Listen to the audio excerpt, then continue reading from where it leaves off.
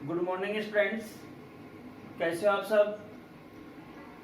आज बायोलॉजी विषय में जो अपना चैप्टर कंटिन्यू चल रहा है उसी चैप्टर के एक नए टॉपिक पे आज अपन डिस्कस करने जा रहे हैं। और आज का अपना टॉपिक रहेगा लिंग संलग्नी वंशागति। टॉपिक क्या है? लिंग संलग्नी वंशागति। लिंग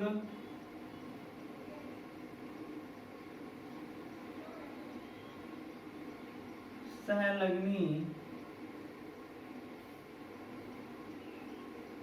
वंशागति। एक बात मैं और कहना चाह रहा था आपसे कि जिस हिसाब से इन सब्जेक्ट में जो टॉपिक आपके हुए हैं, अपने सब्जेक्ट में जो टॉपिक हुए हैं उनका और इन छुट्टियों का जैसा सदुपयोग आपको करना चाहिए था उस प्रकार का सदुपयोग नहीं कर रहे हैं। ज्यादा से ज्यादा अपन को एक टॉपिक है उसको बार बार समझना चाहिए, लिख करके याद करना चाहिए, तब वो अच्छी तरह से याद हो जाता है। और मैं जहां तक मानता हूं कि जो मेहनत पढ़ाने वाले कर रहे हैं यदि उतनी मेहनत स्टूडेंट कर लें उसका 50% भी तो एक बहुत अच्छी बात होगी, लेकिन ऐसा नजर नहीं आ रहा है। फिर भी कुछ स्टूडेंट काफी अच्छी मेहनत कर रहे हैं। तो अपना टॉपिक है लिंग संलग्नी वंशागति। थोड़ा सा अपने इसको नाम से पकड़ते हैं, लिंग संलग्नी वंशागति। यानी आपने देखा होगा अब तक अपन एक चीज पढ़ी है कि टोटल जो गुणसूत्र होते हैं उनको अपन ने डिवाइड किया है हेटेरोसोम, यानी अपन बात कर रहे हैं कि उनको अपन अलिंग सूत्री और लिंग, दो प्रकार के गुणसूत्र हैं, अलिंग गुणसूत्र और लिंग गुणसूत्र। 22 जोड़े अपन ने अलिंग बताए थे, एक जोड़ा अपन ने क्या बताया था? लिंग गुणसूत्रों का बताया था। अब देखिए लिंग संलग्नी वंशागति, क्योंकि अपन ने देखा कि अधिकांशतः जो लक्षण होते हैं वो चाहे प्रभावी रूप में हो चाहे अप्रभावी रूप में हो, वो लिंग गुणसूत्रों पर उपस्थित जो जीन होते हैं वो ही उनका क्या करते हैं? निर्धारण करते हैं। लेकिन देखिए जो लिंग गुणसूत्र है यानी एक्स एंड वाई जो गुणसूत्र है, लिंग गुणसूत्र जिनको अपन बात कर सकते हैं कि फीमेल में एक्स अक्ष और मेल में क्या है? एक्स वाई है। इन लिंग गुणसूत्रों पर स्थित जो जीन होते हैं वो जीन भी क्या करते हैं? कुछ विशिष्ट लक्षणों का क्या करते हैं? निर्धारण करते हैं। हालांकि ये जो जीन है उन लक्षणों के निर्धारण की प्रक्रिया में अप्रभावी रूप में होते हैं। कौन से युग्म विकल्पी के रूप में होते हैं? अप्रभावी विकल्पी के रूप में होते हैं। हालांकि इनका ज्यादा कोई इंपॉर्टेंट ये बात प्रभाव नहीं होता है, लेकिन फिर भी जब इनकी जो कंडीशन आती है समयुग्मजी विषम युग्मजी ऐसी कंडीशन आ जाए तो ये क्या कर सकती हैं? प्रभावित कर सकती हैं। एक तो ये चीज। और इनमें मुख्य रूप से देखना होगा कि जो अक्ष गुणसूत्र होता है उस पे ऐसे जीन ज्यादा पाए जाते हैं जो अनेक लक्षणों का निर्धारण करने वाले जीन होते हैं, और वाई गुणसूत्र पर क्या पाए जाते हैं? कम पाए जाते हैं। आपको वैसे भी पता होना चाहिए कि वाई गुणसूत्र पर सबसे कम संख्या में जीन पाए जाते हैं और सबसे ज्यादा जीन पाए जाते हैं गुणसूत्र नंबर 1 पे पाए जाते हैं। ये देख लीजिए लगभग 3000 जीन पाए जाते हैं किसके ऊपर? एक गुणसूत्र संख्या 1 पर, और इस पे सबसे कम गुणसूत्र पाए जाते हैं 231 गुणसूत्र जीन पाए जाते हैं, सबसे कम पाए जाते हैं। इसमें सबसे ज्यादा संख्या में जीन पाए जाते हैं जिनकी संख्या है 3000। अब देखिए अक्ष गुणसूत्र क्या करता है? अनेक प्रकार के लक्षणों का निर्धारण करता है जो इसके कारण क्या अनेक रोगों के लक्षण भी प्रकट करने के लिए क्या है? ये उत्तरदायी है। तो लिंग संलग्नी वंशागति का सीधा का मतलब यही हुआ कि लिंग गुणसूत्रों पर उपस्थित जो जीन हैं वो क्या करते हैं? जीन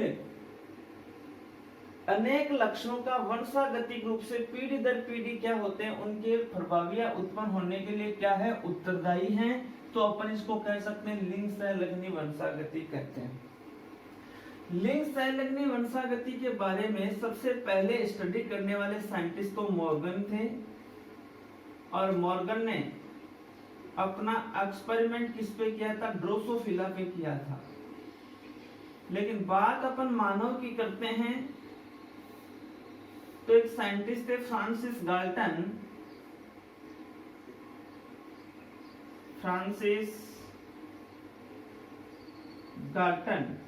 फ्रांसिस गाल्टन ने क्या किया कि मनुष्य की जो वंशावली है उनका अध्ययन किया, और एक शाखा है जीव विज्ञान की सुजननिकी, जिसको वैसे बोला जाता है यूजेनिक्स। वैसे ग्रीक लैंग्वेज का वर्ड है, जिसका ग्रीक लैंग्वेज में वर्ड का मतलब होता है टू बोर्न, यानी जन्म से होता है। सुजननिकी यानी वह शाखा है जीव विज्ञान की जिसके अंतर्गत अध्ययन किसका होता है कि जो वंशानुगतिक जो लक्षण होते हैं, पीढ़ी दर पीढ़ी संचित होने वाले जो लक्षण होते हैं, जनकों के कौन से लक्षण पीढ़ी दर पीढ़ी संचित हो रहे हैं, कौन सा प्रमुख रोग है वो जनकों से संततियों में संचरित हो रहा है, और कौन सा अपन को इस विषय में सुधार करना है, जिस जो जीन को इफेक्टेड करते हैं उस जीन्स में कैसे सुधार करके अपन इसका निदान कर सकते हैं। ये सभी प्रमुख अध्ययन कौन सी शाखा के अंतर्गत किए जाते हैं, सुजननिकी बोल दीजिए चाहे यूजेनिक्स बोल दीजिए आप, ठीक है। तो फ्रांसिस गाल्टन को वैसे बोला जाता है तो वंशावली जो विश्लेषण है, जो जनकों से संततियों में जो लक्षण होते हैं, कौन से रोग के लिए उत्तरदायी है, किस प्रकार से रोग कर सकते हैं, कैसे अपन उनका निदान कर सकते हैं, इन सब बातों का अध्ययन किसके अंतर्गत होता है, सुजननिकी के अंतर्गत होता है। तो सुजननिकी, आप इस बात को थोड़ा सा ध्यान में रखना, फ्रांसिस गाल्टन के बारे में भी ध्यान में रखना। अब देखिए ये जो लिंग संलग्नी वंशागतिक जो रोग है, इनके बारे में कौन कौन से प्रमुख वंशागतिक रोग होते हैं उनकी अपन बात नोट करते हैं। इनमें सबसे पहले लिंग संलग्नी वंशागतिक रोग होता है जिसकी अपन बात कर रहे हैं, जिसको अपन कहते हैं वर्णांधता, यानी कलर ब्लाइंडनेस की बात अपन करते हैं, वर्णांधता की बात करते हैं। अब कलर ब्लाइंडनेस की बात करते हैं, वर्णांधता की बात करते हैं, तो इसके अंतर्गत ये सबसे पहले तो आपको यही पूछेगा कि किस प्रकार का रोग है, तो ये कौन सी है, लिंग संलग्नी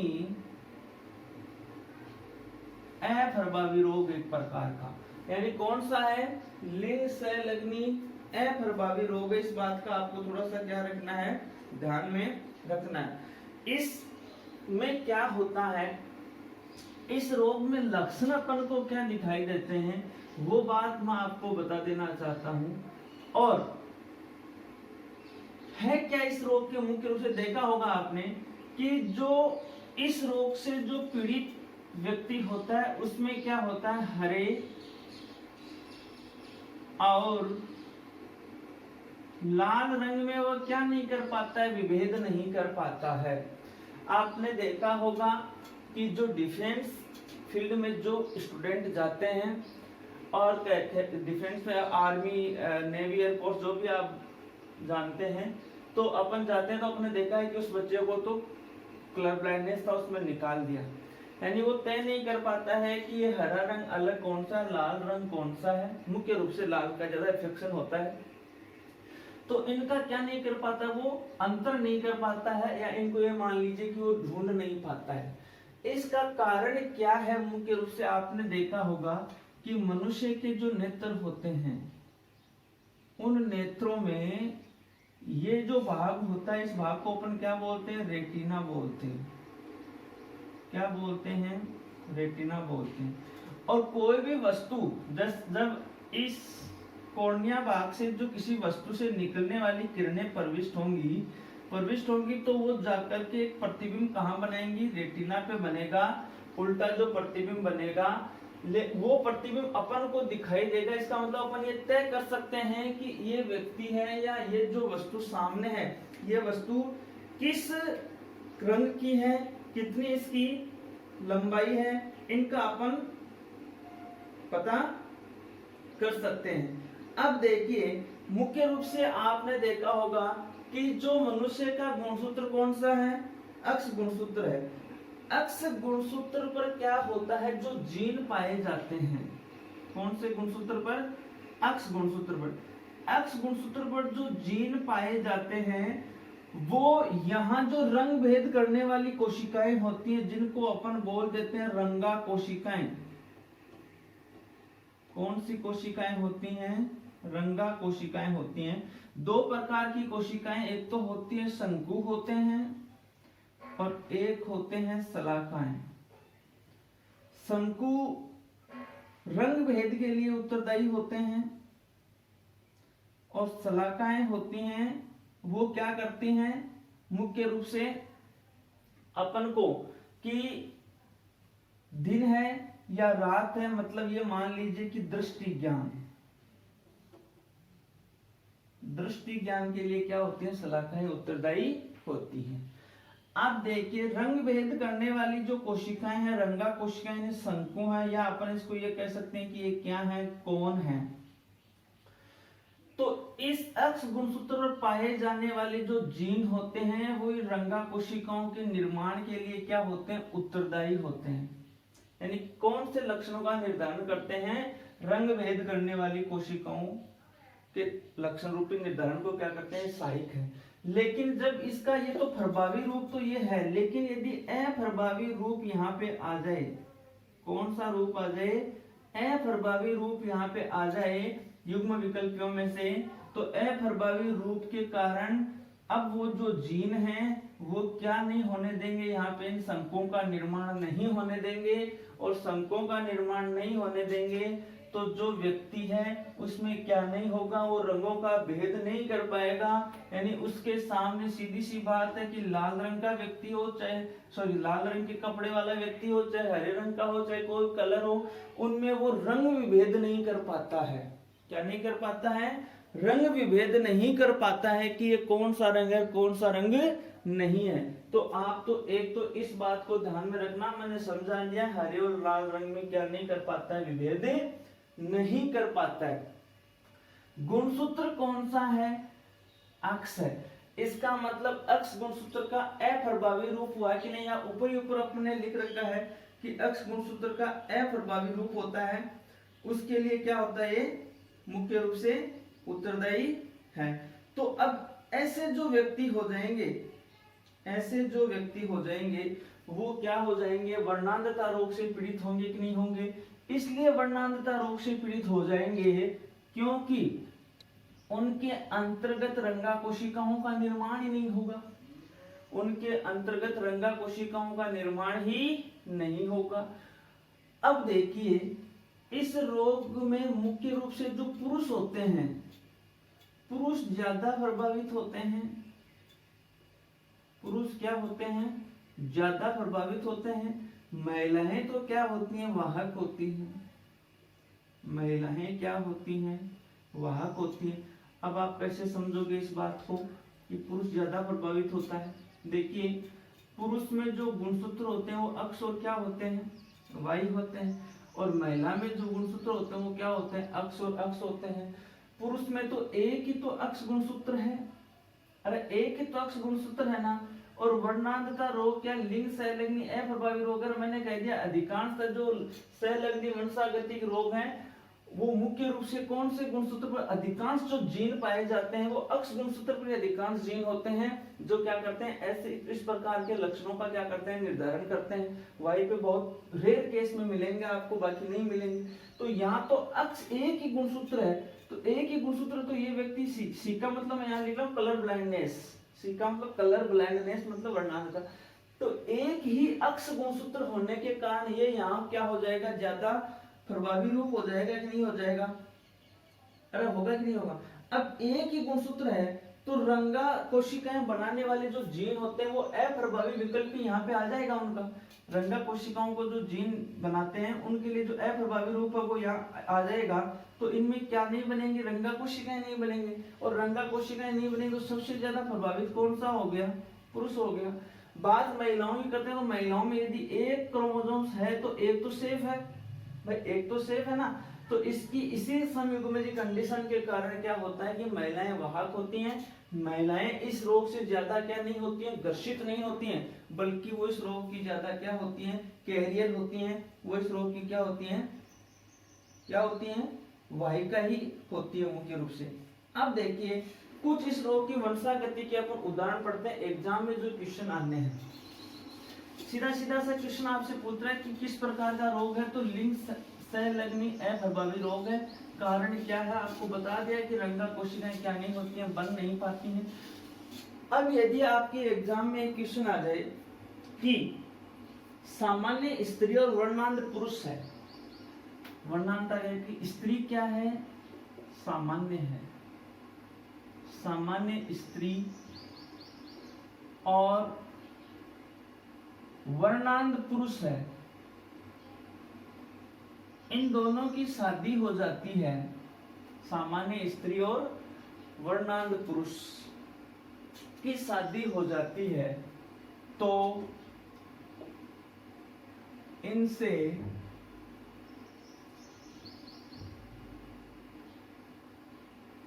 उत्पन्न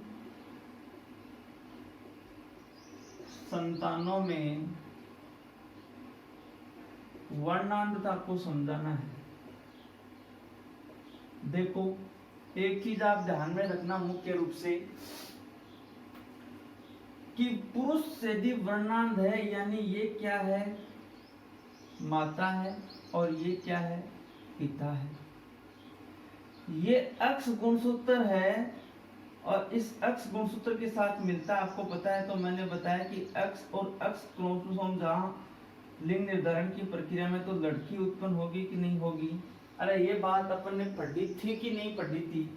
तो इसका मतलब जब पुरुष होता है तो आप एक चीज ध्यान रखना मुख्य रूप से, यदि पुरुष वर्णांध है, क्वेश्चन क्या है कि पुरुष वर्णांध है, तो इसका सीधा का सीधा जो लक्षण होगा, इसका मतलब ये जो लक्षण होगा वो किसमें संचरित होगा या नहीं होगा। अरे किसमें संचरित होगा कि नहीं होगा। तो आप देखना कि पुरुष यदि वर्णांध है तो इसके जो वाहक हैं, यहाँ जो कलर ब्लाइंडनेस से अपन लिख रहे हैं कि पुरुष वर्णांध है, तो इसके अक्ष और अक्ष मिलकर के ये किसका निर्माण हो रहा है, लड़की का निर्माण हो रहा है कि नहीं हो रहा है। लेकिन ये अक्ष और वाई मिलके किसका निर्माण हो रहा है, लड़के का। और तो लड़का तो बिल्कुल स्वस्थ हो रहा है कि नहीं हो रहा है इस कंडीशन में। लेकिन लड़की क्या होगी, ये नहीं कि लड़की रोग से ग्रसित होगी, बल्कि लड़की रोग की क्या होगी, वाहक होगी। लड़की रोग की क्या होगी, वाहक होगी। मतलब मेरे कहने का मतलब यह है कि ये अक्ष और अक्ष गुणसूत्र है महिला के हैं, और ये अक्ष और अक्ष गुणसूत्र है पुरुष के।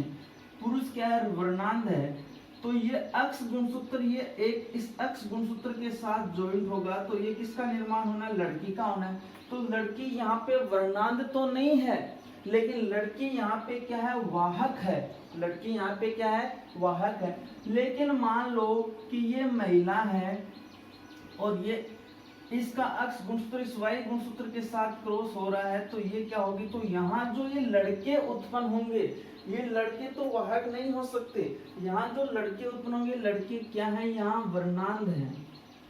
तो इसका मतलब क्या समझे आप कि यदि स्त्री वर्णांध है, उसका अक्ष गुणसूत्र यदि वाई गुणसूत्र से क्रॉस होता है तो उसके लक्षण होंगे, तो उनसे उत्पन्न संततियों में लड़का क्या होगा, वर्णांध होगा, क्योंकि महिला के अक्ष गुणसूत्र संचरित हुए हैं पीढ़ियों में। और यदि पिता ही केवल क्या है, वर्णांध है, तो उनसे जो संतानें उत्पन्न होनी है, तो संतानें सामान्य उत्पन्न होनी है। वैसे संतानें क्या उत्पन्न होनी है, सामान्य उत्पन्न होनी है। केवल जो लड़की होनी है वो क्या होनी है, यहाँ पे केवल वाहक होनी है। आप इस बात का ध्यान रखना, ये नहीं कि वो लड़की क्या है, वर्णांध होगी। अब देखिए इसके अंतर्गत मैं आपको बता दूं, अपना क्वेश्चन ये है कि स्त्री सामान्य है, पुरुष क्या है, वर्णांध है। तो अपन इनमें देखिए कैसे क्रॉस के द्वारा समझा सकते हैं। स्त्री सामान्य है तो अक्ष अक्ष है, यानी किसी भी प्रकार का यहाँ क्रोमोसोम्स कलर ब्लाइंडनेस नहीं है, एक्स। और पुरुष क्या है, रोग से ग्रसित है, इसका मतलब कलर ब्लाइंडनेस है। अपन जब इनको सबसे पहले गैमेट्स में डिवाइड करते हैं तो इसको भी गैमेट्स में डिवाइड किया, और इधर आप देख रहे होंगे कि इसको भी अपन ने गैमेट्स के रूप में क्या किया है, डिवाइड किया है। ये एक्स गुणसूत्र इसके साथ क्रॉस हो रहा है तो एक्स और ये स्थिति होगी, ये यहाँ पे तो एक्स और वाई, और ये एक्स और एक्स और ये एक्स और वाई। यानी आप यहाँ क्या रिजल्ट निकाल रहे हो, मैंने कहा कि लड़की रोग से ग्रसित नहीं होती है, महिला हमेशा महिला रोग की वाहक होती है। रोग को एक पीढ़ी से दूसरी पीढ़ी में संचरित करने वाली होती है महिला। अब देखिए यहाँ पे कि सामान्य स्त्री है और पुरुष क्या था, वर्णांध था। तो इनसे जब उत्पन्न संतानों में अपन वर्णांधता को समझा रहे हैं, तो यहाँ जो लड़के उत्पन्न होने वो बिल्कुल क्या है, वो स्वस्थ हैं, वो किसी भी प्रकार से रोग से क्या नहीं है, ग्रसित नहीं है। वाहक तो होते नहीं, होते तो ये क्या होते, ग्रसित होते। लेकिन जो लड़कियां उत्पन्न हो रही हैं वो लड़कियां क्या है, इस रोग की मुख्य रूप से क्या है, वाहक हैं, वर्णांध। ये कौन सी कंडीशन हो रहा है, जब सामान्य स्त्री है और उसका विवाह किससे हो रहा है, वर्णांध पुरुष के साथ हो रहा है। तो आप ये बात जरूर ध्यान में रखना मुख्य रूप से कि इस कंडीशन में क्या होता है। अब आप इस बात को देखिए मुख्य रूप से कि इसके अंतर्गत आपको क्या मिला कि वर्णांधता का जो लक्षण है वो आगे की पीढ़ियों में संचरित हो सकता है। कैसे, देखिए मैं आपको एक बात बता दूं। अब ये यहाँ पे लड़की है, ये दो जनक हैं, पेरेंट्स हैं, इनसे उत्पन्न यहाँ पे ये एक लड़की है और इस लड़की का विवाह है। ये क्या है, रोग की वाहक हुई कि नहीं हुई। इस लड़की का विवाह है एक सामान्य पुरुष के साथ कर दें अपन, तब देखना। अब मैं यहाँ इस लड़की को यहाँ से ले रहा हूं, ये हो गया एक्स और एक्स वाहक हुई, और इसकी शादी कर रहे हैं सामान्य जवाई जी से कर रहे हैं। जवाई जी बिल्कुल क्या है, सामान्य है। अब देखिए यहाँ पे एक्स और ये एक्स, एक्स और ये हुआ कि नहीं हुआ। ये एक बच्ची है, ये बिल्कुल क्या है भाई, स्वस्थ है, और ये लड़का क्या है, स्वस्थ है। लेकिन यहाँ देख लीजिए ये बच्ची भी इनसे क्या हो रही है, वाहक हो रही है, लेकिन ये लड़का क्या है, रोग से ग्रसित हुआ कि नहीं हुआ। ये लड़का यहाँ पे रोग से ग्रसित हुआ कि नहीं हुआ। सबसे पहले समझो, स्त्री सामान्य थी, वाहक भी नहीं थी, पुरुष क्या था, वर्णांध था। हमने जब उनका विवाह हुआ तो उनसे जो संतानें उत्पन्न हुई, उन संतानों में हमने देखा कि लड़कियां क्या हुई, वाहक हुई, लड़की बिल्कुल क्या हुए थे, स्वस्थ हुए थे। समझना मेरी बात को। दूसरी कंडीशन में, अब जो लड़की थी, बड़ी वाली लड़की, यही मान लो आप, ये बड़ी वाली लड़की थी, तो इसका विवाह सामान्य जवाई से किया, सामान्य लड़के से किया जो रोग से ग्रसित नहीं था। तो उसके साथ जब इसकी शादी हुई तो इनसे जो संतान उत्पन्न हुई, मतलब ये क्या, ये नाना नानी है ना, अरे नाना नानी हो गए ना, नाना नानी के ये क्या हो गए, दोहितिया हो गई। तो ये जो दोहिता हुआ वो क्या हुआ भाई, रोग से, अरे रोग से ग्रसित हुआ कि नहीं हुआ। और ये एक दोहिती रोग की क्या हुई, वाहक हुई। अब मान लो इस दोहिती की आगे शादी करेंगे, मान लो वो सामान्य लड़का होगा, तो वही कंडीशन कंटिन्यू चलेगी कि नहीं चलेगी। लेकिन यदि वो रोग से ग्रसित हो तब वो सिचुएशन अपन अलग बात करेंगे। अब यहाँ एक चीज आप ध्यान में रखना, आपने इस पूरे के पूरे एक्सपेरिमेंट से आपने कौन से बिंदु को मुख्य रूप से समझा, इस बात को आप थोड़ा सा ध्यान दें। देखिए कि जो रोग हो रहा है, जो रोग संचरित हो रहा है, वो कैसे संचरित हो रहा है। यहाँ देखिए इस और इसके अंतर्गत लड़की रोग की वाहक थी, लड़की रोग की वाहक थी कि नहीं थी। इस लड़की फिर यहाँ से, तो इस लड़की ने किसमें संचरित किया, उत्पन्न होने वाले संतानों में लड़का क्या हो गया, रोग ग्रसित हो गया नहीं हो गया। तो यहाँ देखिए इस पुरुष से, गर्सित पुरुष से ये जो वर्णांधता वाले जीन है वो किसमें हुए, लड़की में संचरित हुए, और यहाँ से इस लड़की से किसमें हो गए, लड़के में हो गए। तो ऐसी वंशागति को बोलते हैं क्रिस क्रॉस वंशागति।